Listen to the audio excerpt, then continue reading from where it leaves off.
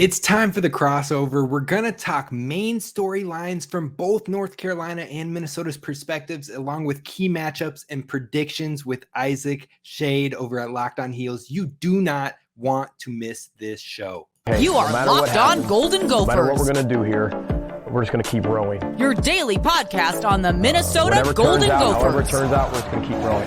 Part of the Locked On Podcast Network. Your team every day. We're just going to keep rowing, and keep rowing.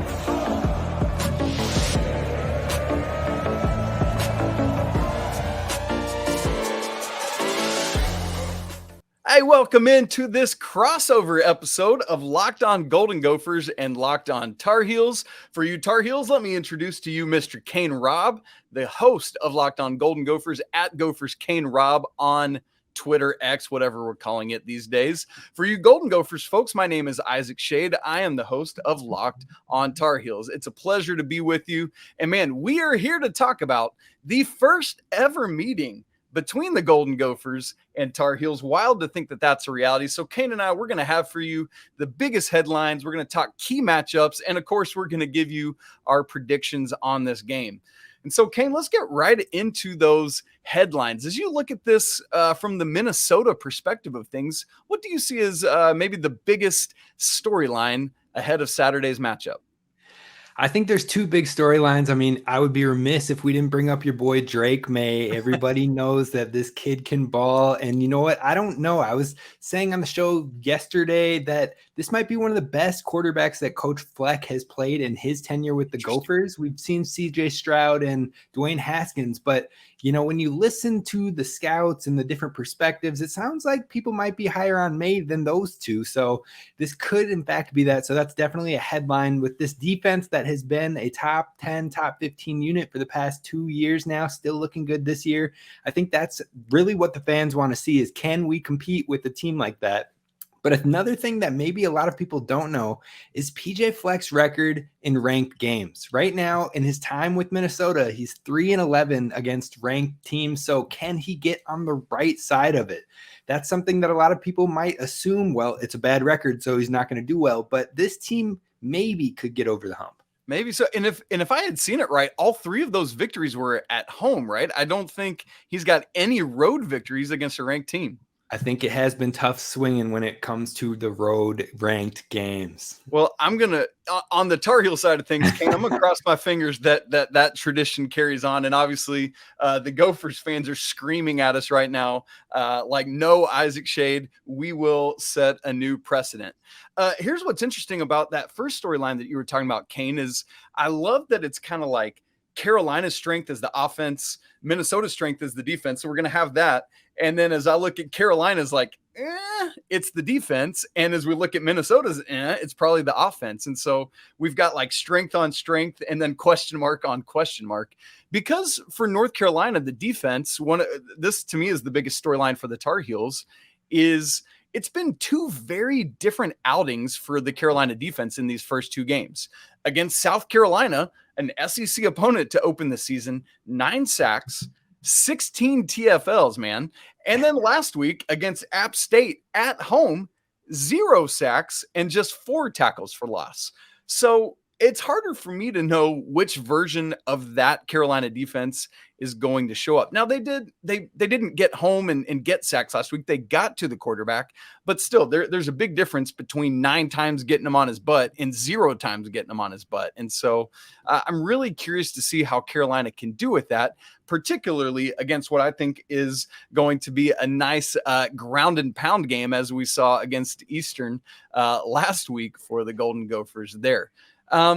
Kane, one other storyline I'll bring up and then I'll pass it back to you is I'm really starting to try to understand what is Carolina's offense now. As Big Ten folks might be aware, North Carolina's offensive coordinator, Phil Longo, came up your way to Wisconsin this year, which I'm still trying to figure out an air raid offense in Wisconsin. You can help me with that one, maybe. I think they're still trying to figure that out too.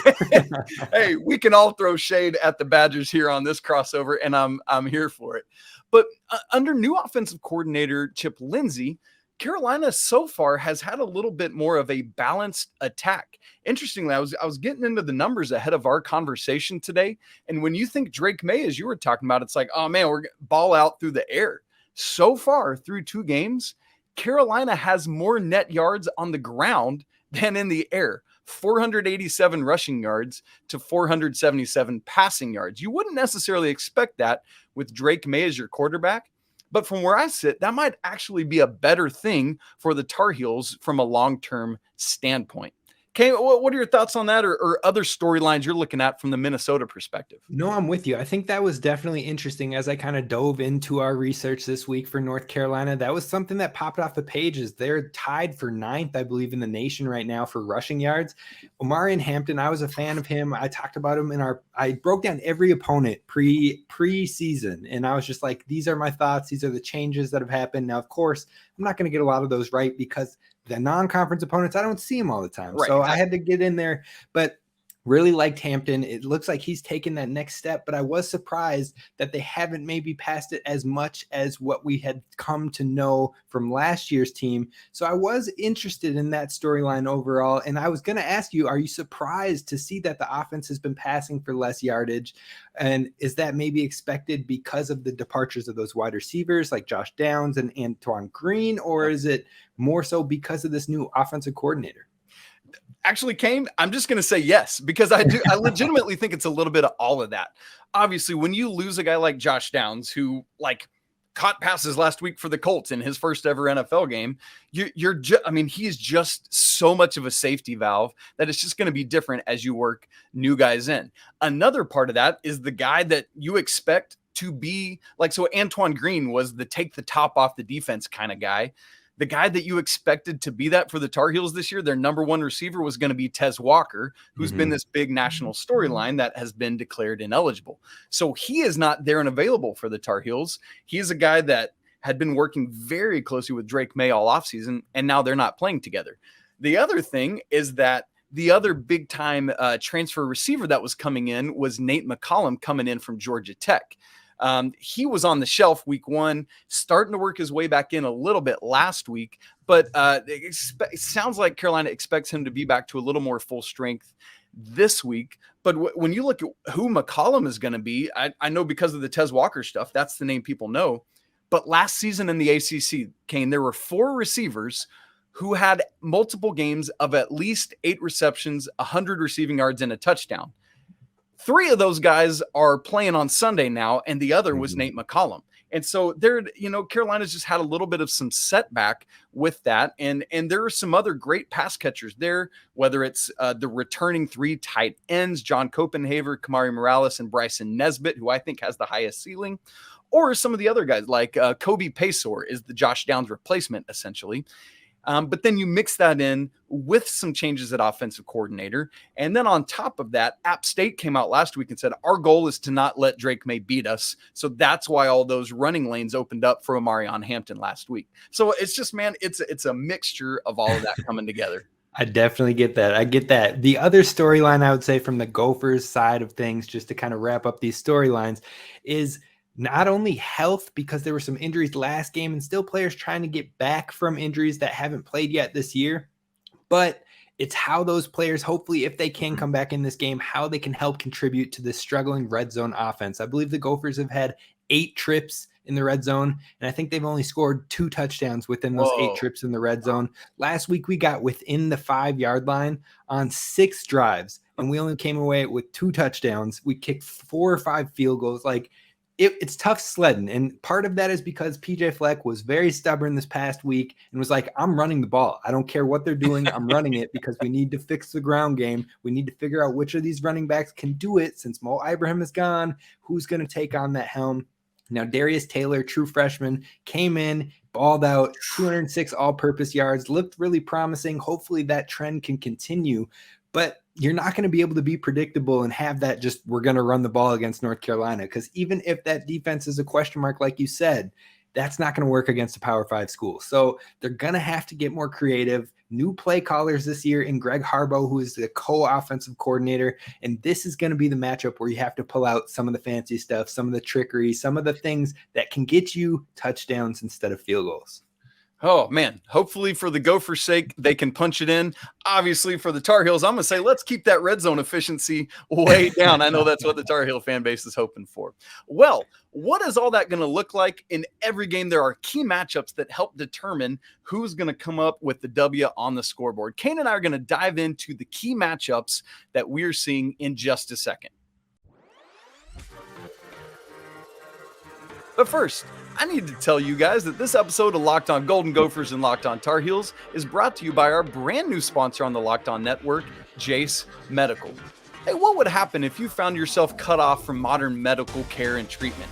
I'm guessing that just like me, you would not be prepared. Maybe you're stuck out in the tundra of Minnesota somewhere, or it's supply chain issues, or whatever it is. Honestly, for me, life is just so busy all the time. We're recording 8 million podcasts a week that we just don't have time to schedule a doctor's appointment. So if you're like me, Jase Case from Jase Medical is the thing that you need. The Jase Case provides 5 life-saving antibiotics for emergency use. All you have to do to get this Jase Case is fill out a simple online form, and then you get prescription life-saving medications delivered right to your door. And I love it because you don't have to hope that you've got these medications. They're already in hand.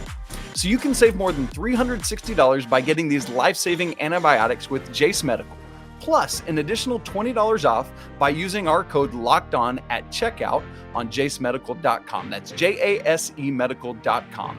Doctor created, doctor recommended. That's Jase Medical. Folks, we want to make sure you check out Locked On's brand new college football kickoff show coming at you every Friday. That'll be tomorrow from 11 a.m. to 1 p.m. Eastern on every Locked On College YouTube page. So you can go find it. Get ready for all of this week's action. Obviously, the thing they're going to be talking about the most is Minnesota and North Carolina. It's clearly the key game of the week that everyone is tuning in for. Make sure you go check out Locked On College Football Kickoff Live, Friday, 11 a.m. to 1 p.m. Eastern on every Locked On College YouTube page. All right, Kane, let's figure it out. What are the key matchups that are going to help determine the outcome of Saturday's game? Why don't you start us off? You know, to kick this one off, I'm going to say the Minnesota's front seven against the North Carolina running backs. You've said it. It kind of has been more balanced. They're one of the top 10 teams in the nation when it comes to run defense. And you know what? Or not run defense, but running the ball. But run defense-wise, that's been the weakness of the Gophers defense in this year. Now, it's a small sample size. You can't really take it all for what it is because it's 2 games. But they're 78th in the country in run defense right now. And there have been some openings. Now, we've had to take on some running quarterbacks like Jeff Sims, who has been struggling to pass the ball lately, but overall Drake Maye can still run the ball too. So they're going to have to figure out a way to really contain or slow down the run game. One of the keys to victory that we talked about with this week's Locked On Golden Gophers was that you have to find a way to get them in longer down and distance on third down. You can't give them all these short yardage fields because otherwise Drake Maye or the running game can pick you apart. So I think that key matchup this week for me, the headliner one for me, is that Gophers front seven and the North Carolina running backs. Well, Kane, you're never going to believe it, but my key matchup is the North Carolina defensive front against the Minnesota offensive line. So that's really interesting that we're looking at it the same way. But here's the thing. Since returning to Chapel Hill a couple years ago, Mac Brown has been working to build like legit 2-deep depth everywhere, but the D-line has been the specific point of emphasis.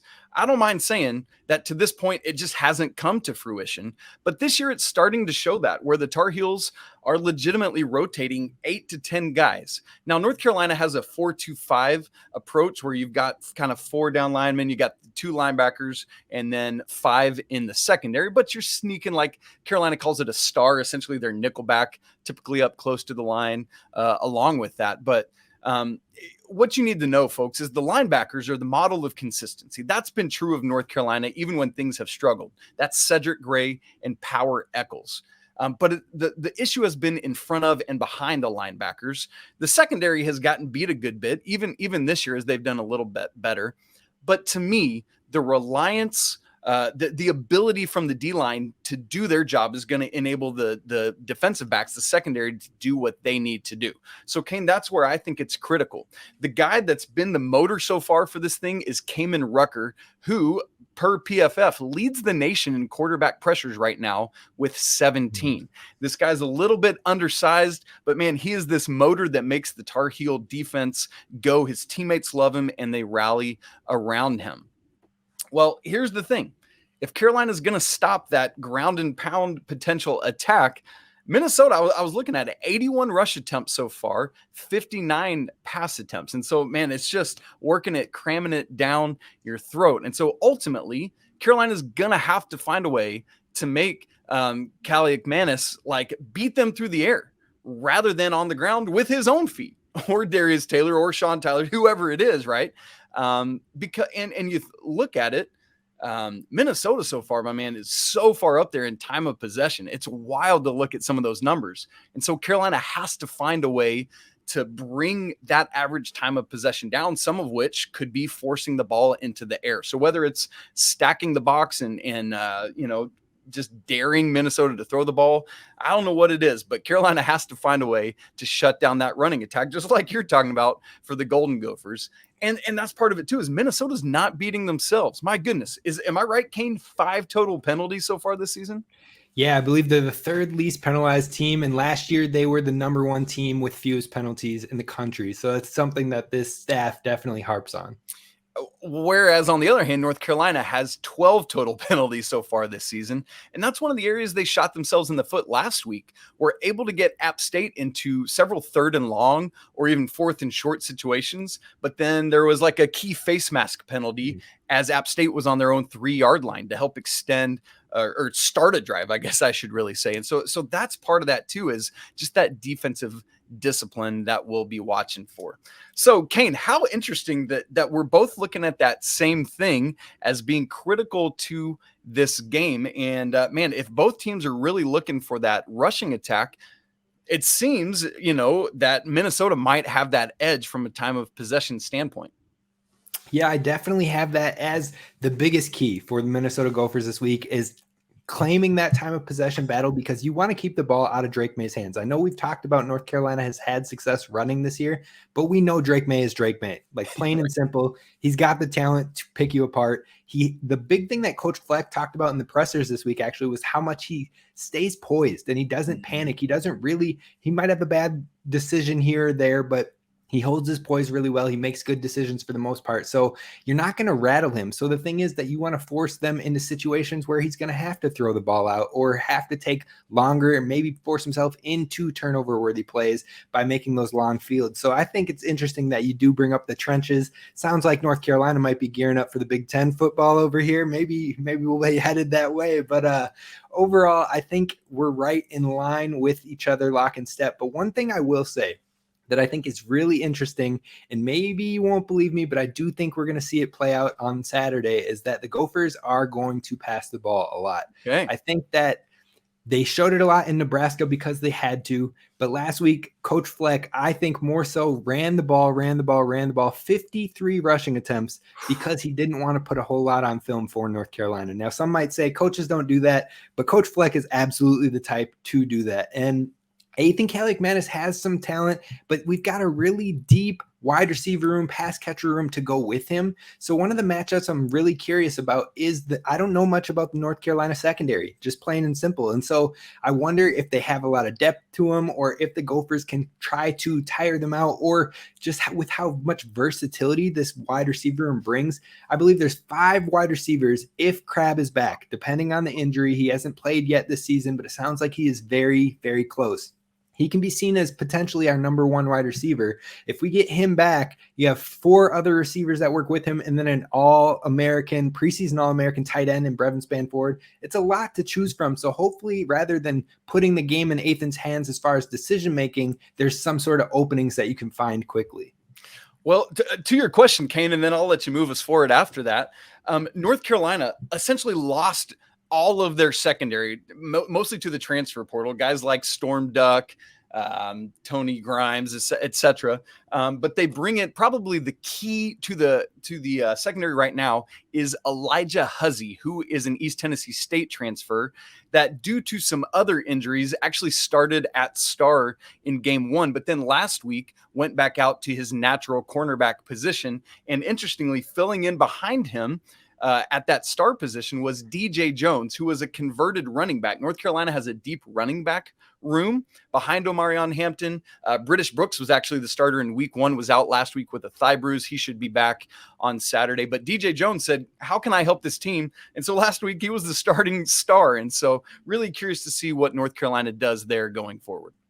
That is interesting. I haven't heard of running backs switching to cornerbacks, nickel corners, whatever you want to call them. But hey, whatever gets you on the field and contributing. But what we're going to talk about next is definitely what all the fans want to hear, and that is predictions. We're definitely going to jump into that. But first, we got to talk about our friends over at Gametime. Now, I don't know about you, Isaac, but I am a person who has always, throughout school and all that, I've procrastinated. I wait till the last second. And this is the first time that I've ever been kind of rewarded in that sense, because Gametime, the Gametime app, you can download and get tickets with last minute killer deals and the best price guaranteed. So you can stop stressing over tickets and start getting hyped for the fun you're going to have at the event. It's the fastest growing ticketing app in the country for a reason. And you can even get images of your seats before you buy. So that way you can know exactly what you're in for heading into the game. So you buy tickets quick and easy, last minute deals. Sounds like heaven to me as a procrastinator. You can snag tickets without the stress with Gametime. Download the Gametime app, create an account, and use promo code LOCKEDONCollege for $20 off your first purchase. Terms apply, but again, create an account. Use promo code LOCKEDONCollege for $20 off. Last minute tickets, lowest price guaranteed. All right, it's time, Isaac. The folks have been waiting 20 minutes and they're like, I want to know, what is it? We've got 2 hosts, opposing teams. What are the predictions? So how are we going to do this, man? What is the biggest, before we dive to the actual numbers, I want to know, what is your biggest area of concern for North Carolina heading into this matchup? My biggest area of concern is, that's such a good way to ask it. One of my 3 keys last week, we got these great new graphics packages here on the Locked On Network for social media. And so when I put out my 3 keys, one of them was get a lead, keep a lead, build a lead. That was one of Carolina's struggles last year, precisely because of the defense's inability. So it was like, Drake, the weight of the world is on your shoulders to go, and the offense just basically has to outscore the opponent. But every game, Carolina was having to just cling for dear life to victories. So they won. They were 9-1 to start the season, but like 6 of those 9 victories were within 1 score. And so I'm looking at that again, because they weren't able to do it last week against App State, a double overtime victory over the Mountaineers, 40-34. So the thing I'm most concerned about is North Carolina's playing at home. Got to lean heavy on that home crowd to really just help kick things off out of the gate, trying to not let that Tez Walker, all that news be a distraction, but more motivation if they can do that. But to build a lead early on, score first possession, and then just keep building off of that energy. They weren't able to do it last week, but that's going to be difficult, Kane, because as you well know, and as the Golden Gophers crew knows, you've only surrendered 16 points this year. Now, I get it. It's Nebraska and Eastern Michigan, whatever. But still, that's only 16 points against college football teams. So that's my biggest concern, is North Carolina getting a lead and then finding ways to actually extend it and just kind of drive home the nail early and quickly. What about for you? What's your area of biggest concern? I love that question.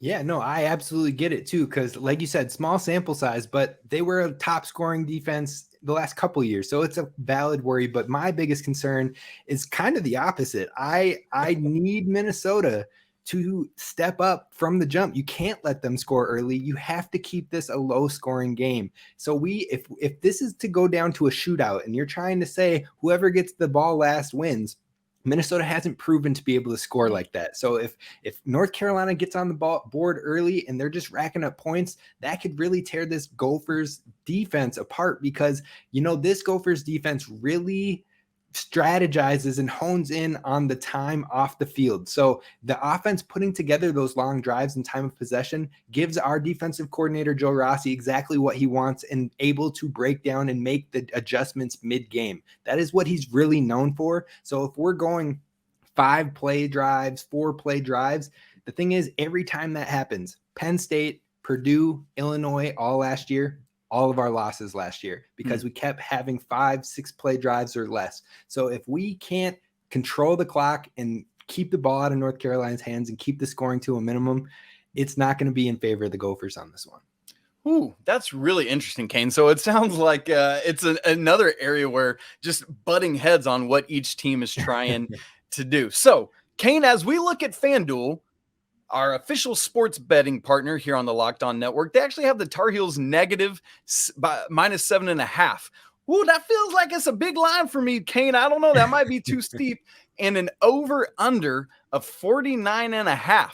That's wild considering that the Golden Gophers have only given up 16 points. I think they're trying to find a bridge somewhere in between the high-scoring Carolina offense and what Minnesota is trying to do to keep teams at base. So it's really whatever you talk about where it's like a square peg and a round hole kind of situation there. So Kane, as we look at that, any other thoughts that are going to help you determine who to go with and if the line's too big, small, how are you looking at it, my friend?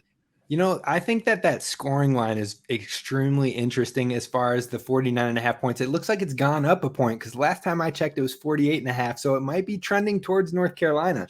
But you know what? Overall, I think that even Vegas is telling us they're struggling with this game because North Carolina's been constantly in the high 50s, 60s for scoring total lines between two teams, and Minnesota's been in the low 40s. So the fact that this is almost right at 50 is telling you we don't know what to do with this game. We could see it going one way with maybe a more defensive battle and low scoring, or we could see it North Carolina absolutely bust this thing open and Minnesota's going to have to try to compete. So I think for the betting on this one, this is probably a game I would stay away from personally. But if you're like determined, I got to bet on this game, then you have to go with your gut because it's going to play out one of the two extremes. It's probably not a middle ground in this one.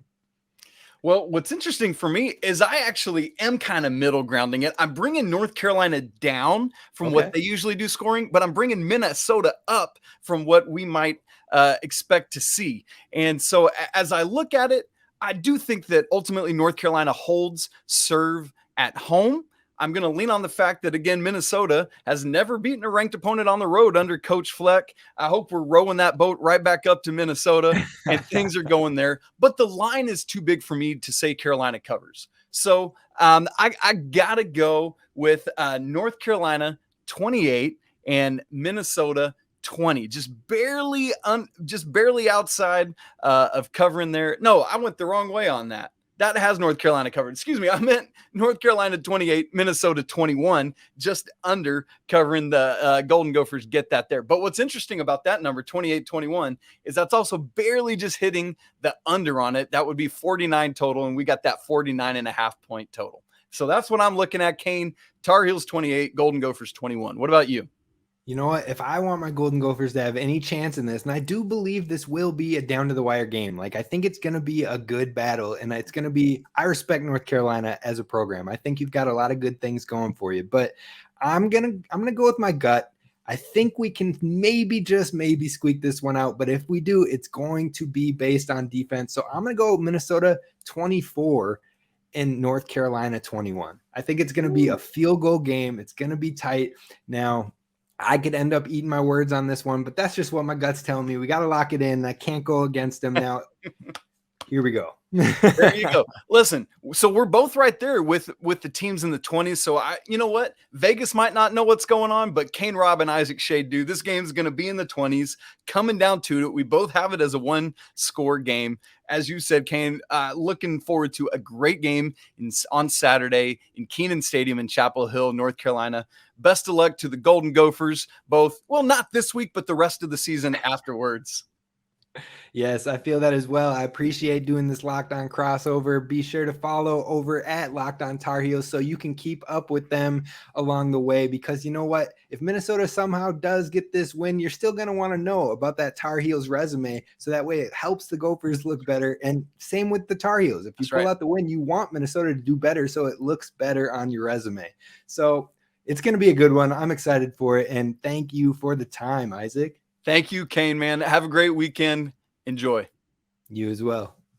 And that's going to do it for us here at Locked On Golden Gophers. I hope you appreciated this Locked On crossover with Isaac Schade. Be sure to hit subscribe over on YouTube. Follow wherever you get the podcast at Locked On Golden Gophers. And be sure to cheer loud and proud for your Golden Gophers this weekend as they take on North Carolina in the Tar Heel State. As always, row the boat, Sky Ma, go Gophers, and don't forget to subscribe.